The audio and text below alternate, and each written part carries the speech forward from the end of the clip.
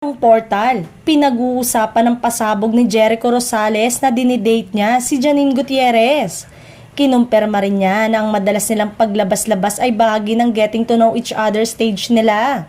Sa isang eksena kasi na pinasilip sa trailer, makikitang tinatarayan at minamaliit ng karakter ni Janine si Jody na excite nga ang mga netizen sa patikim na harapan at tarayan na masasaksihan mula sa dalawang aktres. Ayon pa sa mga manonood, breath of fresh air ang karakter ni Janine dito dahil for the first time, siya naman ang gaganap bilang kontrabida, maldita at reyna nga raw ng mga api.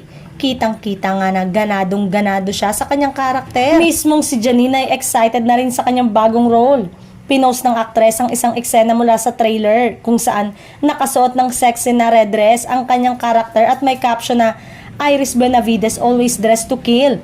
I never had a character who loves fashion as much as I do. Mukhang masasangkot din sa isang love triangle sina Janine at Jody para sa karakter na gagampanan ni Jericho Rosales, kung saan si Janine ang legal wife at si Jody naman ang kabit. Samantalang inanunsyo na nga na sa Netflix unang mapapanood ang Lavender Fields simula August 30.